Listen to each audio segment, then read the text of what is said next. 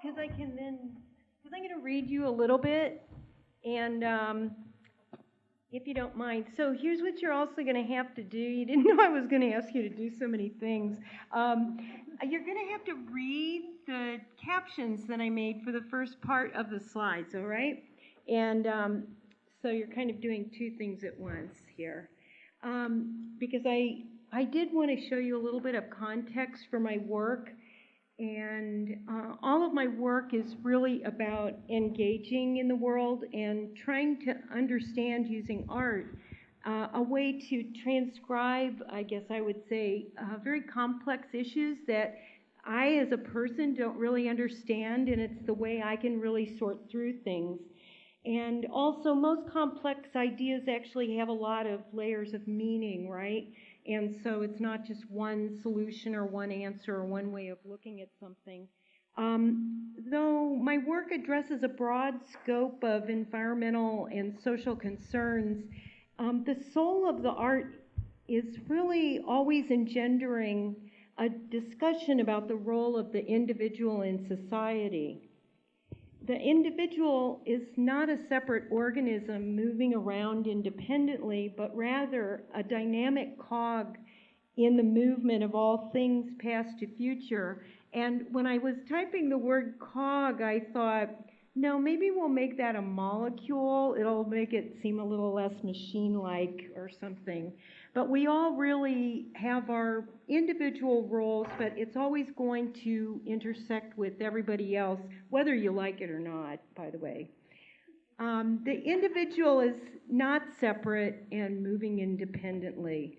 So in these projects, it's really a way, in the case of, say, the storm drain dolphin, I built it so that I could take it into schools to teach kids about the storm drain system. And I'm always awestruck by our efforts and also our foibles and our successes, and most of all when these three things really intersect. Some of the work that you see are actually larger installations. This one is permanent at the California Science Center, and it's made out of all their Earth Day trash from 2009. And some of them are intended to engage through the project with kids in schools or community groups of different sizes, sometimes larger organizations and sometimes very casually put together groups that just kind of come my way. The projects involve the participants, and the work is really made for them as the audience. In the case of the smog collectors, I do a lot of it with schools. I did a whole project with LAUSD, but also more recently up in Boulder, Colorado.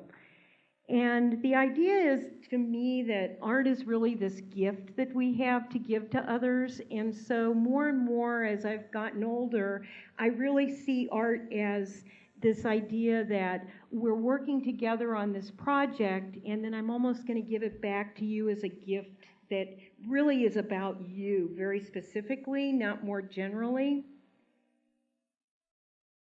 And this is a book, actually, we did from that. So I really want to focus, though, on the project that I did with The Window Between Worlds. And this is a video that I compiled with the process of it, and I thought I'd tell you about the process because it will actually allow you to understand why it was made like this.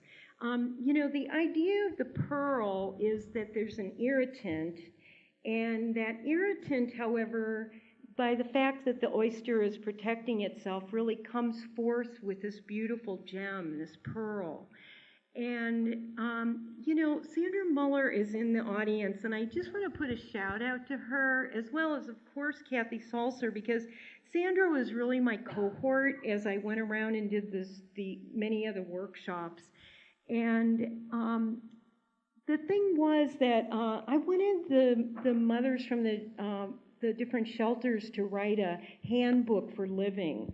That was like the original idea, that I thought all these moms that had come out of domestic violence situations, they had a lot to share with us, and they really had a lot to tell us. And that's kind of counterintuitive to the way they're often dealt with. it's like, let me explain to you how to make your life okay. And I think we're all in a struggle together. I don't think there's a single person in this room that hasn't had their own personal situations where your sense of self has really come under attack in some way, someplace, at some point. And, you know, through life is really, I think, when you learn these things. So the process was really that they would write down what had happened to them on a piece of mylar, which is like a mirror, right? So while you're writing your story that you've told people a million times, maybe, you really are looking at yourself as well. And they would take an object that reminded them of the abuser, and they would put it in this mylar and crumble it up as you saw, pick a yarn that it was a color or a texture that they felt, you know, as the individual was really an empowering color, and then take bandage material like you use for broken arms and legs and bandage this thing, and then, you know, put the plaster on there and then embellish it with the paint colors that you like, right? So the thing was, and kind of part of the aha moment that Isabel presented to us, which just changed my life when she suggested that in each thing there's maybe this moment that you start to understand, is that, you know, this was really hard to make these, you guys.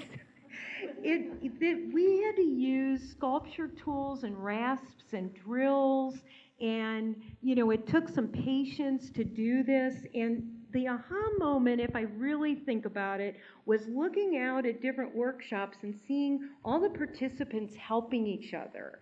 Like maybe somebody figured out what I was explaining this part, but maybe somebody else knew what I was explaining the other, and maybe they knew how to hold that rasp or that drill, or maybe they didn't. But the fact that it was kind of a struggle to make this special object, I think was really quite a turning point in my head that, you know, maybe these projects are great when they do really require that same kind of skill that, you know, an artist would have if they were doing any kind of studio work. So the other thing was that after we finished the workshops, we would go around and audio tape people's, what they figured out. Like, what would they tell them, their younger selves, or what would they tell themselves if they were fortunate enough to be able to go back in time, which I'm sorry you cannot. Okay. And the things that the people said were then put into a book that related then to their pearl. My all-time favorite, always keep spare keys. I love this. To me, this was what everybody was feeling. And okay, I won't explain it. It's just like a cry, just how beautiful that really is. So, you know, the works were put together with little ribbons, and, you know, I thought I'd close actually with this idea that for this project in the exhibit, I had a particular good force in my thoughts. I wanted to exhibit the pearls made by the women, children, and male advocates against domestic violence with such beauty that even the abusers would see the beauty. Thank you.